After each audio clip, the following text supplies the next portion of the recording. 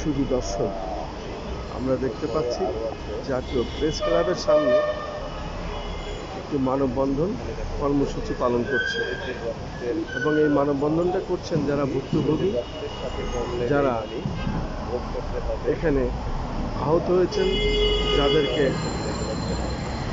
একেবারে মেরে ফেলা হয়েছে। কিছু শহীদ 2024-এর গণ অভ্যুত্থানের শহীদ পরিবার ও আহতদের রাষ্ট্রের কাছে 7 দফার দাবিতে মানববন্ধন কর্মসূচি। এবং আমরা দেখতে পাচ্ছি আয়োজনে গণ অভ্যুত্থানে শহীদ পরিবার ও আহতরা মোহাম্মদপুর থানার আমরা এখানে আমরা প্রস্তুতি নিচ্ছেন যে আসলে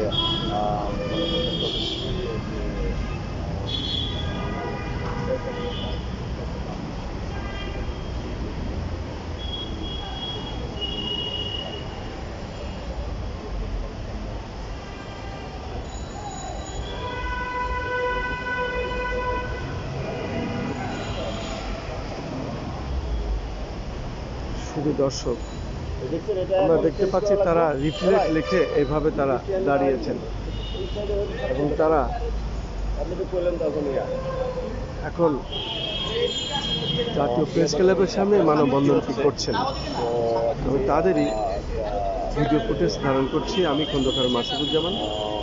ধারাবাহিকভাবে যে কাজগুলি করি আমাদের ইউটিউব চ্যানেলগুলির পক্ষ থেকে, ঠিক সেটাই আজও করে যাচ্ছে।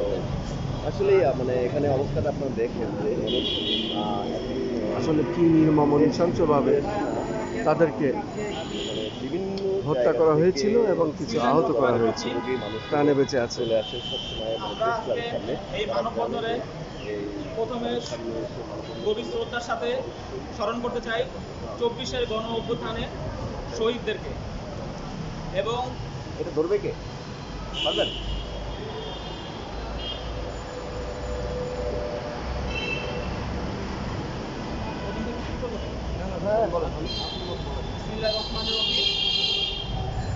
আমি আজকের এই মানববন্ধনে গভীর শ্রদ্ধার সাথে স্মরণ করতে চাই 24-এর গণ অভ্যুত্থানে শহীদদেরকে এবং সমবেদনা জানাই আহত ভাইদের প্রতি। আজকে আমরা অনেকটা বাধ্য হয়ে প্রেস ক্লাবের সামনে এই মানববন্ধনের আয়োজন করছি 7 দফা দাবি নিয়ে। আমরা এই সরকার গঠনের পর দীর্ঘদিন সময় দিয়েছি, প্রায় 2 মাস, এবং আমরা দেখতে পাচ্ছি যে আমাদের ব্যাপারে অনীহা কাজ করতেছে। তারা বড় পরিসরে কোনো উদ্যোগ নিতেছে না আমাদের ব্যাপারে। এবং আমরা অনেক ভাইরা আজকে চিকিৎসার খরচ চালাইতে অনেকটা ঋণগ্রস্ত হয়ে গেছে এবং কোনো জায়গায় ভালো চিকিৎসা করতে পারতেছি না। এখন আমাদের এতদিন শরীরের বিভিন্ন জায়গায় ব্যথা ছিল, এই ব্যথা এখন আমাদের পকেটে চলে গেছে। শরীরের ব্যথা আমরা নিজেদের ভিতরে রাখতে পারি, পকেটের ব্যথা আমাদের পরিবারের উপরে পড়ে। আমাদের আয় রোজগার বন্ধ হয়ে গেছে। আমাদের এখানে বেশিরভাগ ভাই ঋণগ্রস্ত। আমরা কোনো জায়গা থেকে কোনো রকমের আশ্বাস পাই না। আমরা আজকে অনেক আশাবাদী ছিলাম, কারণ আমাদের পছন্দের 4 জন উপদেষ্টা আছে, নাহিদ ইসলাম, আসিফ মাহমুদ, আসিফ নজরুল স্যার, ডক্টর ইউনুস। এদের উপর আমাদের অনেক আশা ছিল। তারা বিভিন্ন উদ্যোগ নিতেছে, দেশ রাষ্ট্র সংস্কার, বিভিন্ন দলের সাথে বৈঠক করতেছে, কিন্তু সবার আগে দরকার ছিল আমাদের, যাদের রক্তের উপরে এই সরকার দাঁড়িয়ে আছে। আমাদেরকে আমরা বরাবর দেখেছি 71-এর পরে যে ঘটনা ঘটছে, 24-এর পরে ঘটনা আর যেন না ঘটে। আমরা যারা রক্ত দিচ্ছি, আমাদের রক্তের উপরে দাঁড়ায় আপনারা বিভিন্ন সিদ্ধান্ত নেবেন, কিন্তু আমরা বঞ্চিত থাকবো, এই ঘটনা যেন আর না ঘটে।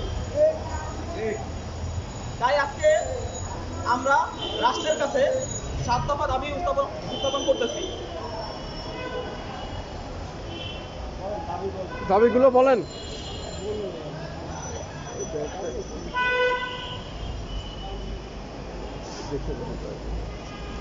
এই ব্যানারটা সরাই হলাম, ব্যানারটা ওই সাইডে নিয়ে বাইরের পাওয়াটা দেখতে দেন, বাইরের পায়ে ব্যান্ডেজটা।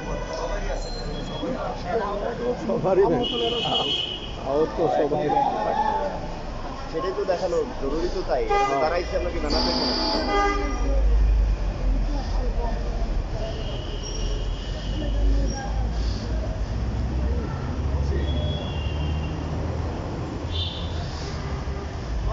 ভালো তো জনগণের শুনতো আর কি।